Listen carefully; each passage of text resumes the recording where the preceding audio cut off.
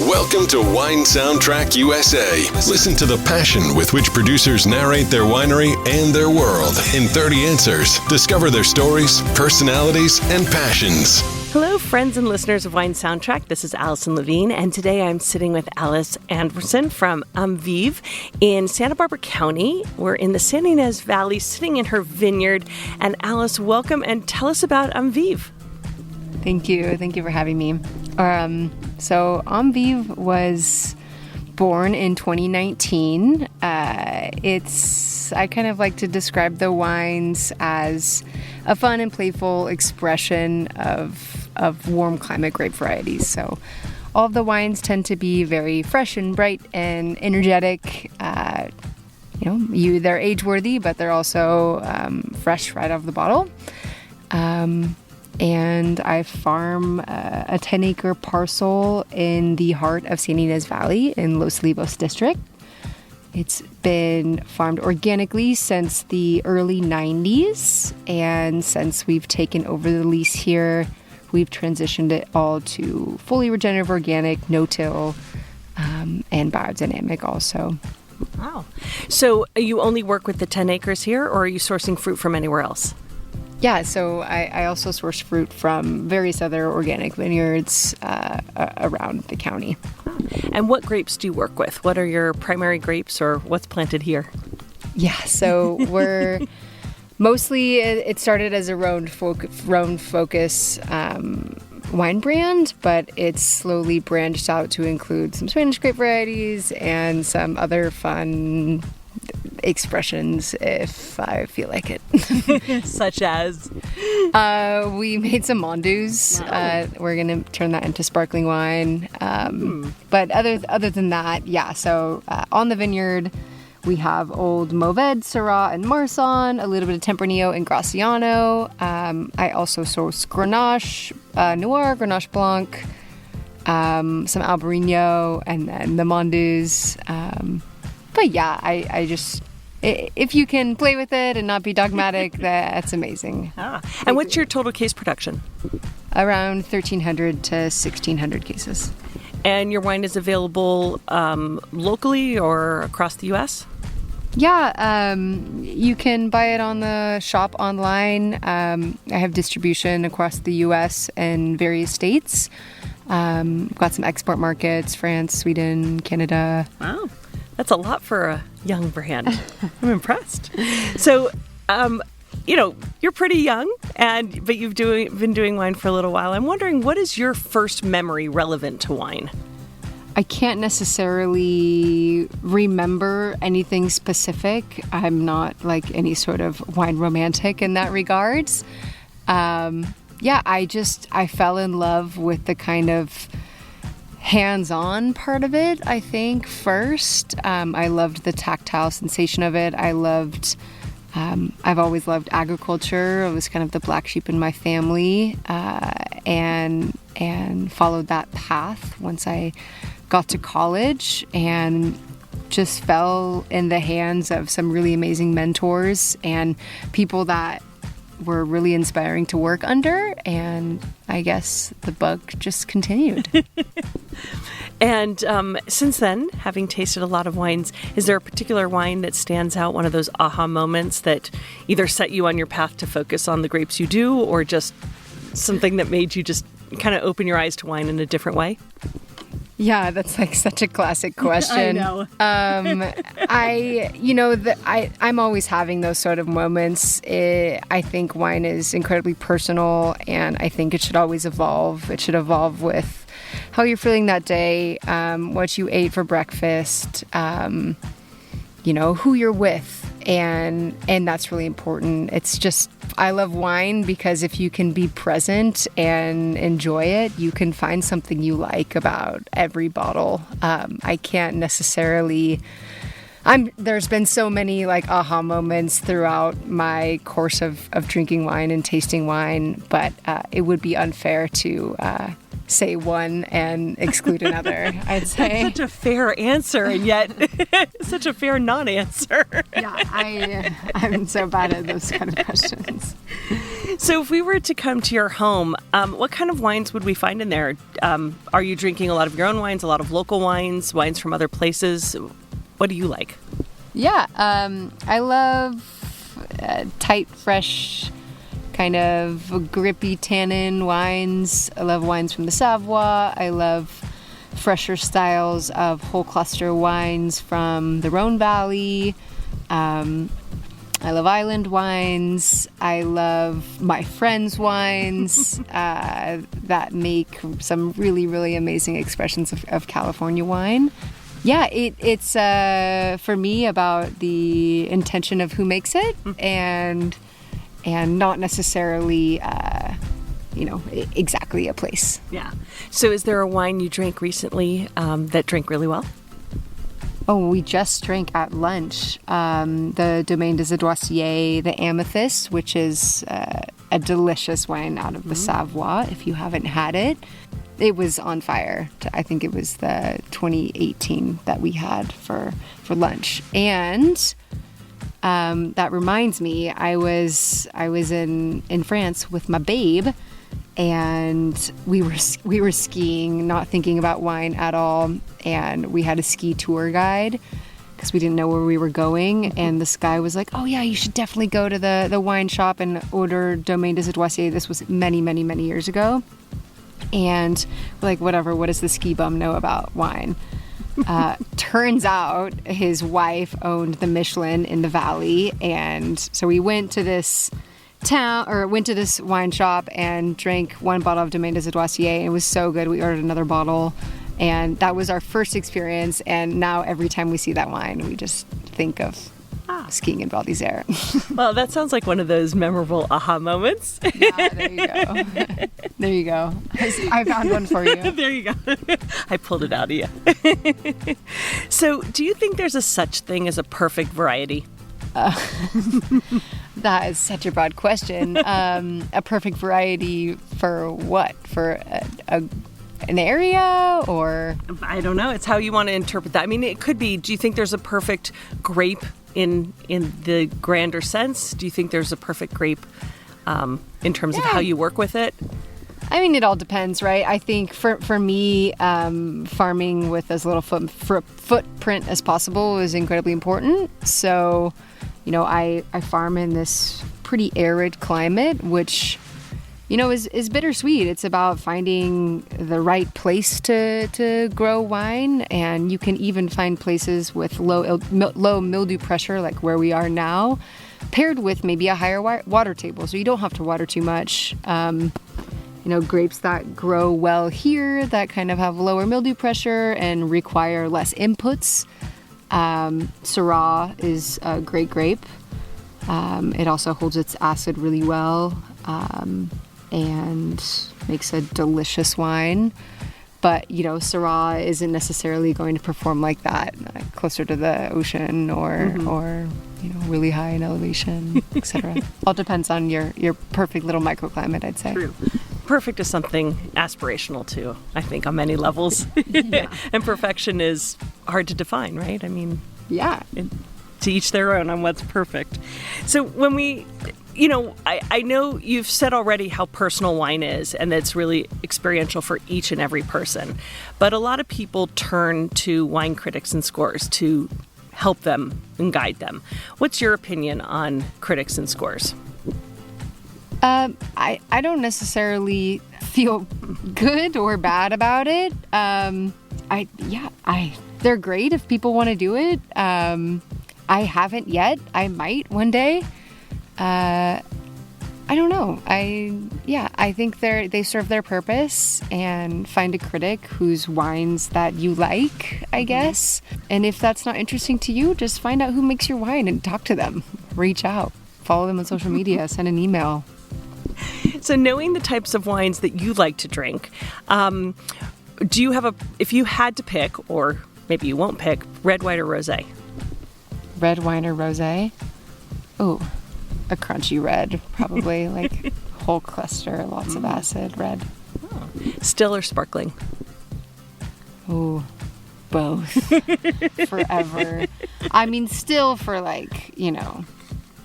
because you would get, a stomach ache if you drank way too much sparkling, but I love a good champagne. Yeah. And then when it comes to pairing food and wine, I mean, the styles of wine that you're describing are very food-friendly wines. Do you think that there are rules people have to follow? Do you just have fun, open what you want, and see what works? Or are there any basics or any guides you could give our listeners? Yeah, that's definitely not my specialty. I tend to eat fairly fresh, vegetable forward and lighter meats sometimes. So that typically goes with the wines I make and the wines I like to drink. I think honor whatever feels good and tastes good. So I always say, like, sip your wine first and then eat it, and then sip your wine again. And if they don't work together, just move on. Politely, finish your food and then go back to your wine, or vice versa. That reminds me of living with my friends in France. It always blew my mind that they would always, always, always finish their wine before they started dessert. They never left, anyway, yeah. They always finish their wine before they finish dessert because they didn't want to taint the flavor of the wine with something crazy. Huh. Yeah, I mean, I notice always, too, you finish your wine before the coffee comes. Never have wine left after the coffee. Exactly. So, for someone who hasn't had the pleasure to taste your wines yet, you've described them a little bit, but what do you think someone's missing out on if they haven't had the chance to taste amevive? What are they missing out on? Yeah, the wines are fresh and energetic. The spring wines tend to be a little bit more pop and pull style. I like to drink them all slightly chilled. But they've got acid, but they also have this amazing depth, this Santa Barbara sunshine quality that definitely brings a lot of layers into the wine. The fall wines, I love to lean towards whole cluster when I can. So they're structured, they're tannic, but they're still light on their feet. Like, because I only use the natural acidity in the grapevines, that makes me pick a little bit leaner. So the wines are typically lower in alcohol just because of the way the grape ripens. So you're never gonna, have a stomach ache after a glass or 3 of red wine. Yeah, they're fun. They're really cool expressions of California, I think.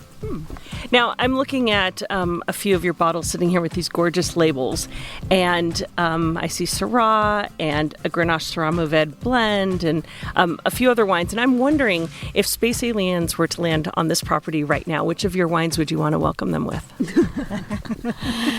You weren't prepared for that, were you? There's a lot of questions that are just a lot. So this is my little baby right now, the Amevive. It's a single barrel blend from the original plantation up on the top of the hill over there.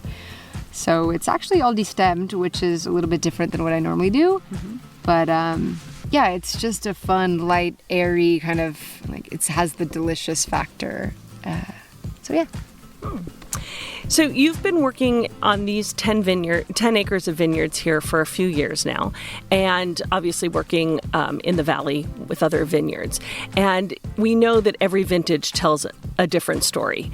But in your experience, have you seen more variation from year to year? Do you see more commonalities? What have you sort of taken away in the years you've been spending on this vineyard?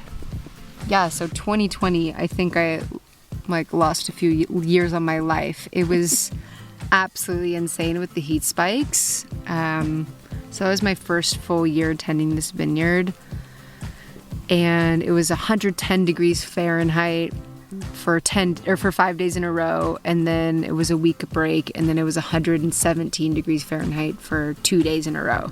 I can't quite do the centigrade translation in my head right now, but somebody will fill me in. It was hot. Very hot. So yeah, it was absolutely a shock to me, and it really taught me, to farm better and to be more understanding of these vines. But so far, 2022 is looking a bit like 2021. Fairly moderate, but, not like crazy over 100 days, but definitely several days in the 90s. But yeah, I mean, things have really changed since even 10 years ago. One of the owners sent me a photo of the man that used to tend this vineyard standing in 6 inches of snow in the middle of the old vines. Here. Wow. And she thinks it's from 1999, but she couldn't quite remember. So yeah, like 20 years ago, there was 6 inches of snow one winter here. Wow. I didn't know it ever snowed here. Yeah, crazy, huh? So in that time, are there any signs that you look for, any omens or signs that will help you determine what a vintage is going to be like? Yeah, one of the beauties of farming your own vineyard is you see it the whole way through. You absolutely feel it. It's not like you're not really like, because I'm here every day, I'm not coming out here and saying like, okay, now, August 1st, 3 berries with color, it's just more of like a natural evolution, a natural pace. And energetically, like way more fluid. Good omens, yeah, we don't really want it to get super hot. I don't want to stress my vines right now as far as water stress goes, because I want them to get to, proper maturity. And 2020 taught me that anything can happen, and yeah, don't. Plants need water. If you don't have it, they want it. So you spend a lot of time walking here in the vineyards, and as you just said, and I'm wondering, you talk about energy. So I'm wondering what kind of energy you have with your vines. Are you known to talk to them as you're walking through the vineyard? What kind of relationship do you have with them, and do they communicate back to you? I absolutely believe in this sort of like broader scope of connected energies and connected living beings, and all of the positive intention that you put into a place most definitely translates into the energetic beverage, both in your cellar as well as in the finished wine. Maybe sometimes I'll like jokingly talk to a vine, but it's nothing serious or conscious. Like I would talk to like a dog or something. That would be a lot. It's a lot of vines to talk to. Very true. But you can send the message down the row, like play operator with them. We absolutely do that. So when you're not making wine and when you're not at the vineyard, what do you like to do in your free time? We love to be outside. So anything in that regards. We mountain bike a lot in the hills surrounding us. We go to the beach, surf a bit. We farm. We like to go camping. We like to fly fish and ski tour. But that takes a little bit of driving because there's not very much ski touring around here. But we do at least a trip a year. Yeah, anything outside, pretty much. And when you were a little girl, what did you want to be when you grew up? I wanted to be a zookeeper, and then I wanted to be a dolphin trainer, and then I wanted to be a vet. So far, I've got chickens and ducks. I've always just loved animals. I've loved being outside and working with animals, and it's really fun to integrate the animals into the vineyard. So, in a way, you've animals, outdoors, no dolphins. Where are the dolphins? I was definitely a phase. Good thing I'm not a dolphin trainer with everything that happened, in this world. So, when you're planning a romantic evening for you and your partner, what kind of wines will set that mood? What are you guys drinking that says it's a romantic night and not just a night, just not a regular night out? So funny. I wish he was here. He would cringe. We're drinking crunchy reds. So something light, like 12 to 13%. Let's say 10 to 13% alcohol. Something maybe whole cluster, fresh, maybe a little bit chilled. Yeah, that's what we're drinking. When you look back at your career so far, and you have a long career ahead of you because You have a long career ahead of you, but when you look back at your career so far, what would you say is one of your proudest achievements to date? Yeah, I'd say taking on this place. I mean, I don't come from money, don't come from wealth. This was definitely a struggle and continues to be some days. It's just really cool to, prove to yourself and prove to other kind of motivated people that come from similar backgrounds that you can do anything with a little bit of grit and hard work and some determination, and a smile on your face, and it's empowering. And when you think about, that grit that you have and the accomplishments that you've made, we all get advice from people over the years that we take and carry with us on how to live our lives or how we approach work. Is there someone that gave you a piece of advice once that really resonates with you, that you carry with you through life? It could be, a mentor, a parent, a teacher, a friend. Yeah, I'm so bad at these on the spot questions. I can't think of anyone or anything in particular right now. It's just, always stay open-minded and listen is really important too. Listen to people that are older than you, people that have done it before. Ask questions is huge. Be humble is huge. I'm definitely not afraid to feel stupid or say something stupid, and I think that's really helped me. And I'm not afraid to, say that I made a mistake or I did something wrong. That's how you grow.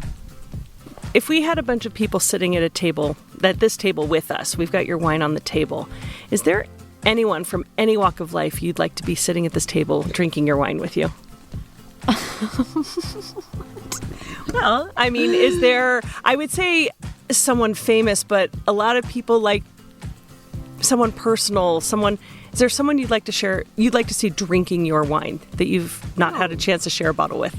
Not necessarily. Anyone that's interested or willing or curious. I welcome them. I welcome them to a good conversation and a good glass and maybe some food. Yeah. Everyone you love has tasted your wine already. So no imaginary. Yeah, I don't fantasize about that sort of thing, I guess.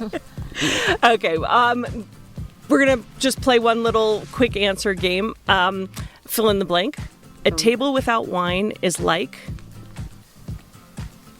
Thirsty. Thirsty. See? Easy.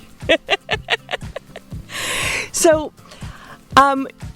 you were telling me that you have traveled in France, you worked in New Zealand, you worked in France, you've skied in France. Is there one region that's sort of at the top of your bucket list that you want to explore? Yeah, maybe when we're 50, we'll move to the Savoie. We're going to go be ski tour guides and go fly fish and have a little vineyard there and be able to welcome people and have a little gîte for people to come visit us and be cold in the winters and have a nice hot fireplace, and then the summers are going to be green and lush and beautiful. Yeah, the Savoie is amazing. And you've explored there a lot, right? Yeah, a little bit. Not so much. But yeah, we love to go there when we can. Is there anywhere else that you want to explore? So many places. Yeah. Limitless. I want to go to Portugal. I've never been there. Love to go to Greece and spend a little bit of more time in Italy. I've never been to Barolo. Love to go there. I'd love to go to Scandinavia too. Mm-hmm. Non-wine related. Non-wine related, of course. But go ski, and that would be super fun. So between skiing and wine, there's a world to go explore too. Oh. And once in a while they overlap, I guess. For sure. So just I told you at the very beginning we play a little game where we pair wine with music. And just to have a little fun talking about your wines, you've given some good descriptors on, the crunchiness and the freshness of the wines. But if we look at the wines that we have sitting in front of us, just kind of pair with a genre, a musician, a specific song. You can be as general as you want or as specific. But just to give the style of the wine. So I want to start with your Amevive, the first one you spoke one about. One by one? We'll do a couple wines. I spent like 30 minutes thinking about what my genre of music was going to be. Let's just do as a whole. Okay. I'll leave you off the hook on that. Okay? Yes. I'm not imaginative enough. This would be Topher's strong suit. Okay. He would absolutely be his strong suit. We definitely complement each other in that regard. I recently did a tasting paired with Tame Impala. It's like a psych rock band, super fun. It's kind of like synthy, dancey, and it was a really good time. So, yeah, Tame Impala. For all your wines. Yes. And you've paired them already, so you know it works. They conjure up the right energy. Yeah, absolutely works. Absolutely works. Perfect. I won't put you on the spot anymore. But Alice, I do have one more question. Okay. For people who want to explore your wines, do you have a tasting room? How can they visit you, or where can they find your wines to taste them? Yeah, so I have an online shop, www.aam-veev.com. You can shop there. Oftentimes I sell out pretty quickly after the release, so you can either subscribe to the site so that you know when the release comes, or join the wine club, and that means you actually absolutely get wine. I also have distribution in Colorado and North and South Carolina and Canada and Sweden and France. Of course, California. I feel like I'm missing some places. That's okay. Just send me an email if you live in a different place, and we can find out how to get you wines. Yes. So a very small winery, no tasting room. You can reach out directly and find out where to taste the wines or find them. And you never know if you can set up a meet and greet with Alice. But definitely seek out these wines from Santa Barbara County. And Alice, thank you for joining us on Wine Soundtrack. I hope it wasn't too much pressure on you. You did okay. You're fine. No, I have to say it was the most free-form podcast I've ever done. Usually they want to know about how I farm and stuff, not we just want to get to know you. So, thank you for joining us. Thanks for having me. Thanks for listening to a new episode of Wine Soundtrack USA. For details and updates, visit our website, winesoundtrack.com.